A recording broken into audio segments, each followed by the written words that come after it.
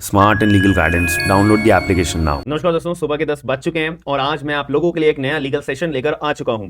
और आज के सेशन के अंदर हम समझेंगे कि फर्स्ट पर्संस इन इंडिया हमारे कौन कौन थे, कि फर्स्ट गवर्नर जनरल कौन थे, फर्स्ट वाइस रॉय कौन थे, फर्स्ट हमारे जो है इंडिपेंडेंट इंडिया के वाइस रॉय कौन थे, फर्स्ट प्रेसिडेंट कौन थे, फर्स्ट वाइस प्रेसिडेंट कौन थे। ये सारी चीजें हम पढ़ेंगे, बट इसके पीछे का आप ये बहुत इंपॉर्टेंट आज का सेशन है, बहुत ज्यादा इंपॉर्टेंट सेशन है। आपके जुडिशरी एग्जाम्स के अंदर एक जो मेजर क्वेश्चन आता है ना, पूरा का पूरा मेजर क्वेश्चन आज इस सेशन को आप पढ़ने के बाद चुटकियों में याद कर लोगे। याद रखना, मैंने आप लोगों के लिए कहानी बनाकर समझाने के लिए रखी हुई है, जैसे आप लोगों को मेरा स्टाइल पता रहेगा।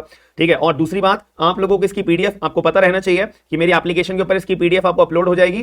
तो जो भी लोग इंटरेस्टेड हैं तो मेरी एप्लीकेशन आप डाउनलोड करने का स्मार्ट एंड लीगल गाइडेंस के नाम से गूगल प्ले स्टोर के ऊपर। दूसरी यार इंपॉर्टेंट बात, जो लोग आईफोन यूजर्स है ना, उनके लिए भी मेरी एप्लीकेशन आप अपने आईफोन के अंदर भी इंस्टॉल कर सकते हो। बट आपको अपना जो है इंस्टॉल करना है माई इंस्टीट्यूट ऐप, रेड कलर की ऐप होगी, ये इंस्टॉल आपको करनी है। जैसे आप ये एप्लीकेशन इंस्टॉल कर लोगे उसके बाद आपसे ORG कोड मांगा जाएगा। ORG कोड का मतलब ZPOGS, तो ये कोड आपसे मांगा जाएगा। जैसे आप ये कोड डाल दोगे, आपका smart and legal guidance application download हो जाएगी। फिर आप अपनी पीडीएफ इंस्टॉल करके अपना आराम से रिवाइज कर सकते हो। और ज्यादा देरी ना करते हम आज के सेशन को शुरू करते हैं। तो ये सेशन को स्टार्ट होने से पहले ना अपने दिमाग में मैं आपको क्लियर करके बोल रहा हूं, मेरे को ना मन में इंट्यूशन आ रही है, और मेरे इंट्यूशन कभी भी ज्यादा गलत नहीं होते हैं। ठीक है, प्रोबेबिलिटी है। मेरे मन में बार बार एक चीज बार बार अभी कुछ दिनों से घूमे जा रही है, दिल्ली जुडिशरी का एग्जाम आने वाला है। याद रखिएगा, मेरे को अभी तक कुछ सोर्स नहीं है, मैं क्लियर बोल रहा हूं, बट मेरे मन में से अपने सपने आ रहे हैं या फिर मेरे मन में इंट्यूशन आ रही है, डीजीएस आने वाला है। और जो मैं आपको क्वेश्चंस जितने भी अभी तक लीगल जीके का कराए हैं ना, लीगल जीके का मतलब होता है केवल और केवल वो करंट अफेयर्स, वो करंट जीके जो केवल और केवल लीगल बैकग्राउंड के लिंक करते हुए हमारे को समझनी पड़ेगी। आप कोई भी मेरा लीगल जीके यूट्यूब पे जितनी भी वीडियोस मैंने डाल रखी हैं, कोई भी आप पिक करके देख लेना। मैंने कुछ भी इधर उधर का नहीं पढ़ाया है, कुछ भी फालतू की चीज नहीं पढ़ाई है, कुछ भी मैंने आईएएस लेवल का कुछ नहीं पढ़ाया है, कोई भी अदर एग्जाम्स में से पिक करके कुछ भी नहीं उठाया है। सब मेरा अपना पर्सनल कंटेंट है। ये देखो, मैंने अपनी कॉपीज अपनी बना रखी होती है, पहले मैं अपनी पूरी कहानी प्रिपेयर करता हूं। देखो, आज की भी कहानी मैंने पूरी प्रिपेयर करी हुई है आप लोगों को बताने के लिए कि कहानी के रूप से आपको चीजें समझ में आएंगी और लाइफ टाइम याद रहती हैं। ठीक है, चलिए। तो सबसे पहली बात, first governor general of Bengal. आपने देखा होगा कि यार आपके दिमाग में क्वेश्चन आ रहा होगा, सर मैंने तो first governor general of India पढ़ा है, आप ये बंगाल क्यों बोल रहे हो। इसको कहानी को पढ़ने से पहले ना अपने दिमाग में एक चीज याद रखना कि जब हमारा भारत था तो भारत के ऊपर जो है शासन किसने करा था? ब्रिटिशर्स ने करा था। तो ब्रिटिशर्स ने इंडिया पे शासन हमारा क्यों करा था भाई? कोई तो लॉजिक होगा। ब्रिटिशर्स ने हमारे इंडिया के अंदर शासन इसलिए करा था क्योंकि ब्रिटिशर्स को पता लग गया था कि हमारे भारत के अंदर ना एक उपजाऊ जमीनें हैं और वहां पे ट्रेडिंग करने का, अपना खरीदना बेचना, ट्रेडिंग मतलब ये बहुत मुनाफे वाली बात हमारे ब्रिटिशर्स के लिए बहुत फायदेमंद रहेगी कि हम जो है भारत के अंदर जाते हैं, भारत जो है वैसे भी इसमें कोई सरकार वगैरह है नहीं, उसको हम अपना कब्जा बना लेंगे। अब उसके अंदर से जो हमारे रिसोर्सेज निकलेंगे, जो रॉ मटेरियल निकलेगा, वो हमारे देश में तो है नहीं भाई। हम जो है भारत में से वो रॉ मटेरियल निकालकर अपने देश में पहुंचाते रहेंगे और अपने देश में फिनिश गुड्स को बनाकर हम बेचेंगे, हम और अमीर हो जाएंगे। ठीक है, ये इनका अपना मेन रूल हुआ करता था। तो ब्रिटिशर्स ने ये अपने दिमाग में क्लियर कर लिया था कि इंडिया से हमारे को रिच रिसोर्सेज लेने हैं, जैसे कोयला हो गया, अपना खेतीबाड़ी हो गया, और भी बहुत सारी चीजें थी, बट मैं तो आपको एक बेसिक चीजें बता रहा हूं। तो ये सारी चीजें ब्रिटिशर्स ने अपने दिमाग में सेट कर ली थी। अब जब ब्रिटिशर्स जो है हमारे भारत में आएंगे तो यार तुम बताओ, वो अपना एक्सप्लॉयटेशन चालू करेंगे या नहीं करेंगे? हम भारतीयों के ऊपर अत्याचार करना चालू करेंगे, नहीं करेंगे? हम भारतीयों को अत्याचार के रूप में हमारे को गुलाम बनाने की कोशिश करी जाएगी। कोशिश क्या, पूरा बना ही लिया था। ठीक है, चालू हो गया था ये प्रोग्राम होना ब्रिटिशर्स का। अब ब्रिटिशर्स ने हम इंडियन को क्या कर दिया? गुलाम बना लिया था। अब इंडियंस के ऊपर गुलाम बनाने का मतलब पूरे के पूरे ब्रिटिश सरकार आ गई, पूरे के पूरे ब्रिटिश के बड़े बड़े जो ऑफिसर्स हुआ करते थे वो सारे के सारे हमारे भारत के अंदर, हमारे भारत को कब्जे में ले लिया था। लेकिन यहां पे मुद्दे वाली बात आपको समझनी है, ब्रिटिशर्स ने सबसे पहले अपना कदम रखा है, अपने मैं लीगल बैकग्राउंड के कंटेक्स्ट में आपको समझाने के लिए बता रहा हूं, इन्होंने अपना बंगाल के अंदर कदम रखा था कि भैया हम बंगाल पे सबसे पहले कब्जा करते हैं, पूरे भारत में नहीं करेंगे। पूरे भारत में अभी हमें क्या पता है कि पूरे भारत के अंदर हमें अपना कब्जा बनाने की हमारी एलिजिबिलिटी है या नहीं है। तो पहले इन्होंने बंगाल पे कब्जा बनाया। तो बंगाल पे पहले इन्होंने धीरे धीरे पहले लोगों को गुलाम बनाने की कोशिश करी, लोगों को अपने कब्जे में लेने की कोशिश करी। धीरे धीरे उन्होंने रिच रिसोर्सेज अपना निकाल के अपने देश में पहुंचाने की कोशिश करी। फिर इन्होंने क्या करा, अपने हमारे भारत के अंदर धीरे धीरे एक अपना कानून लाने लग गए। और इन्होंने एक चार्टर उस टाइम पे पहले पुराने जमाने में ना कानून को चार्टर बोला जाता था। ठीक है, CHARACTER। ठीक है, चार्टर। तो चार्टर का मतलब कानून मान लो आप। ठीक है, तो चार्टर पास करा। कि भाई अब हमारे जो पर्टिकुलर बंगाल है ना, इस बंगाल को ब्रिटिश सरकार चलाएगी। अब ब्रिटिश सरकार के मुताबिक इस पूरे के पूरे बंगाल को चलाने के लिए एक अपना गवर्नर जनरल को अपॉइंट करा जाएगा, गवर्नर जनरल को अपॉइंट करा जाएगा। तो इसी वजह से भारत के अंदर कोई गवर्नर जनरल नहीं था, केवल बंगाल के अंदर यहाँ पे फर्स्ट गवर्नर जनरल, भारत के अंदर जो बंगाल अपना एक राज्य था, तो उसके अंदर सबसे पहली बार, यहाँ पे राज्य तो कोई था ही नहीं वैसे भी, क्योंकि राज्य का जब डिस्ट्रीब्यूशन हमारे संविधान आने के बाद हुआ था ना, जैसे मैंने अपने प्रीवियस लेक्चर्स में बता रखा है, राज्य वाज्य कुछ नहीं था पहले। तो हम बंगाल को एक मान के चल रहे हैं कि एरिया था, उसको बंगाल के नाम से जाना जाता था। तो वहां पे गवर्नर जनरल अपना पहला अपॉइंट करा गया, जिसका नाम हमारा था वॉरेन हेस्टिंग, जैसे हमने ये पढ़ा है, जिसका नाम था वॉरेन हेस्टिंग। समझ में आ गया कि first governor general of Bengal, हमने वॉरेन हेस्टिंग का नाम सबसे पहली बार क्यों पढ़ा? तो ये सीक्वेंस में 9 के 9 नाम आपको याद रहने चाहिए, कभी जीवन में भूलना मत, बट मेरी कहानी पे ध्यान रखना, ठीक है। फिर यहाँ पे जब बंगाल वालों को मजा आने लगा, ब्रिटिश सरकार को बंगाल के ऊपर शासन करने के बाद, अपना कानून लागू करने के बाद मजा आने लगा। अब ब्रिटिश सरकार ने सोचा चलो भाई, अब हम एक्सप्लॉयटेशन तो बंगाल के लोगों का कर ही रहे हैं, उनको हम निचोड़ ही रहे हैं, उनके रिच रिसोर्सेज हम कंज्यूम कर ही रहे हैं, तो और बाहर के अपने देश में हम भेज ही रहे हैं, यानी कि फॉरेन कंट्रीज में हम भेज ही रहे हैं। अब हम क्या करते हैं, पूरे भारत को कब्जे में ले लेते हैं। पूरे भारत को कब्जे में लेने का मतलब, पूरे भारत में गवर्नर जनरल को हम अपॉइंट करेंगे। पूरे भारत को चलाएगा कौन? गवर्नर जनरल चलाएगा। तो फिर इन्होंने क्या करा कि अपनी इंडस्ट्रीज का एस्टैब्लिशमेंट करने लगे इंडिया के अंदर, जिसको हम बोलते हैं ना ईस्ट इंडिया कंपनी, तो उसका फिर एस्टैब्लिशमेंट ये करने लग गए।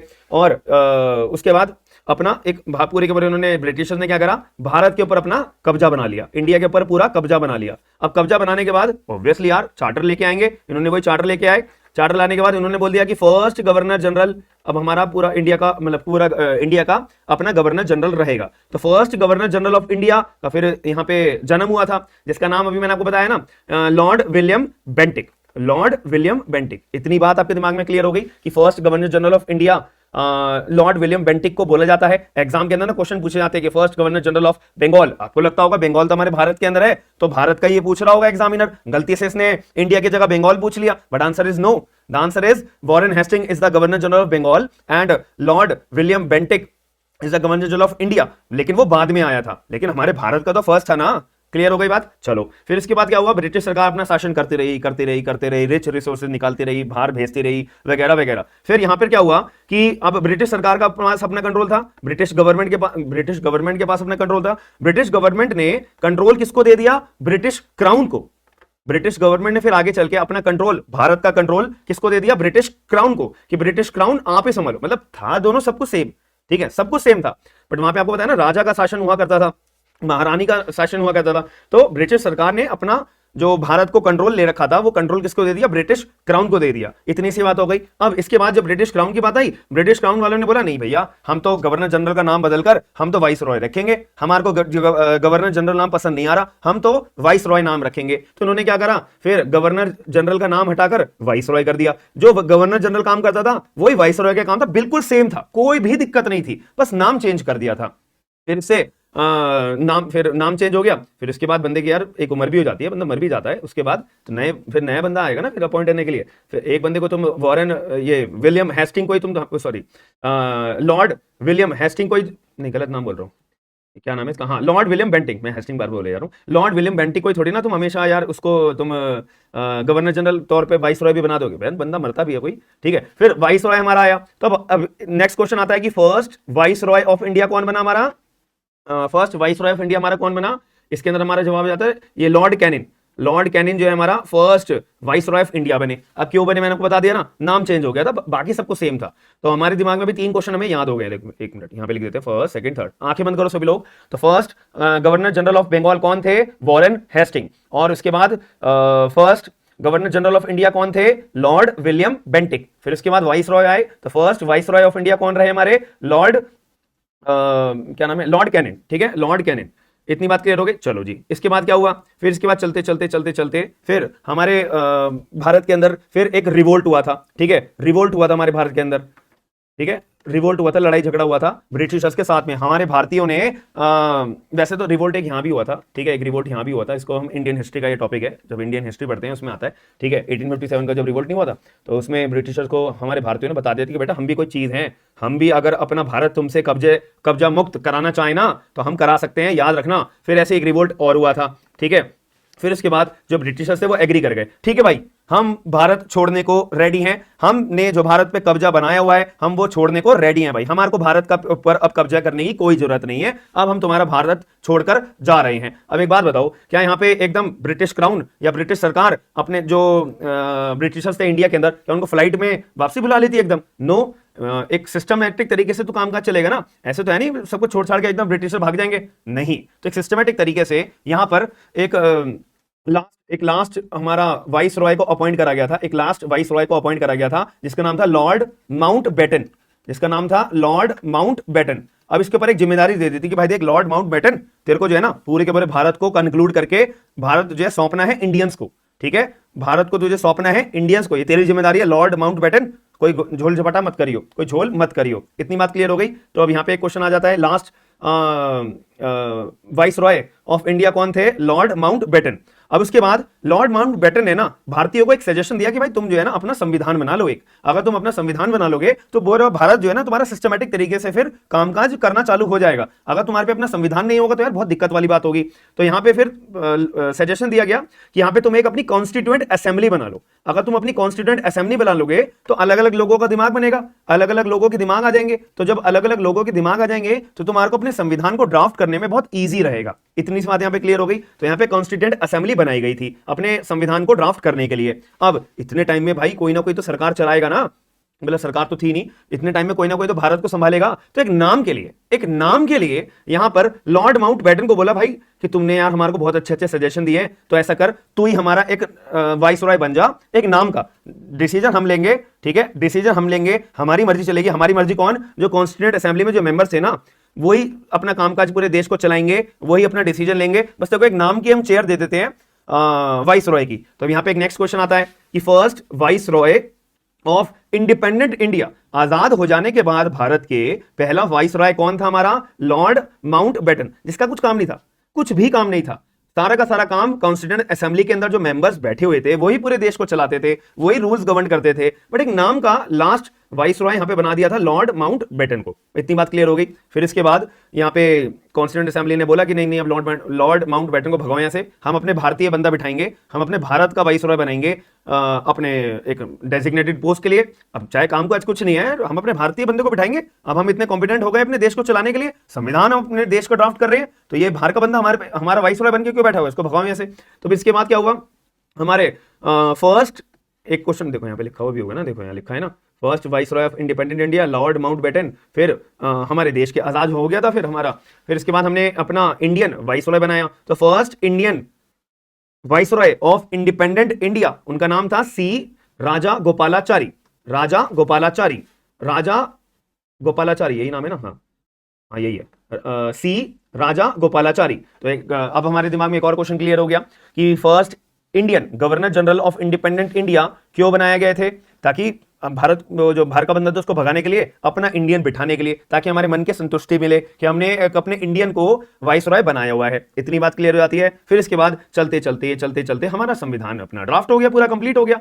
जब हमारा कॉन्स्टिट्यूशन ड्राफ्ट हो गया तो उसके अंदर भाई president, vice president, minister, parliament, supreme court, high court, XYZ ये सारे प्रोविजन आएंगे। क्या हमारे को अब तो वाइस रॉय की कोई जरूरत है? भाई कोई जरूरत ही नहीं है।